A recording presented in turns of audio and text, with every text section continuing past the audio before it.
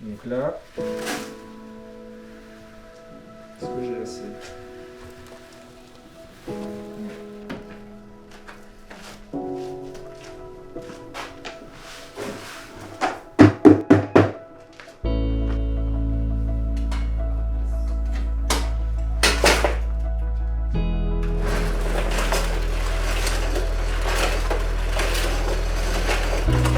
Je m'appelle César Bazard et je suis artisan designer de carreaux de ciment.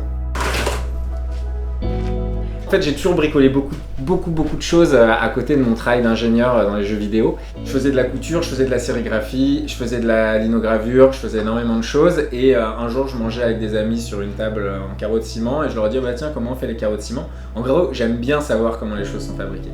Et là, ils se moquent de moi, ils disaient, bah voilà, maintenant tu vas faire des carreaux de ciment. Il suffisait qu'ils se moquent de moi pour un petit peu plus me motiver. Et donc du coup, j'ai commencé à regarder des vidéos pour voir comment ça marchait. Et je me suis dit, bah tiens, et si j'essayais d'inventer un peu ma technique à moi pour fabriquer des carreaux de ciment dans mon petit appartement. Bah, je me suis engagé dans cette voie. J'ai mis de plus en plus de temps, d'argent, d'énergie pour à la fin me faire embarquer là-dedans et devenir César Bazard. Le carreau de ciment, c'est à peu près 150 ans, donc c'est arrivé avec l'invention du ciment Portland et de la presse hydraulique, donc c'est un peu révolution industrielle, enfin en plein boom industriel. C'était un peu le carrelage du pauvre, qui demande moins de savoir-faire, moins de travail artistique et technique. Ça a progressivement disparu d'Europe parce que c'est très long et très compliqué à faire. La technique pour les fabriquer, elle n'a pas évolué en 150 ans.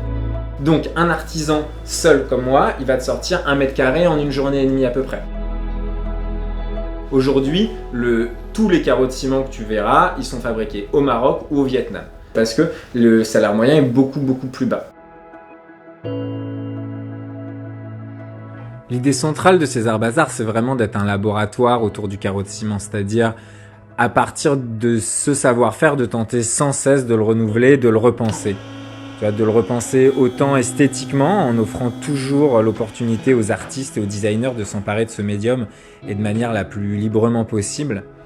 Et puis aussi de le repenser plus fondamentalement en s'inspirant de la technique de fabrication des carreaux de ciment, toujours pour chercher à fabriquer des nouveaux matériaux, mais dans une direction toujours plus éco-responsable, plus durable, plus locale. Un peu comme par exemple mon travail sur les carreaux intégrant des déchets papier.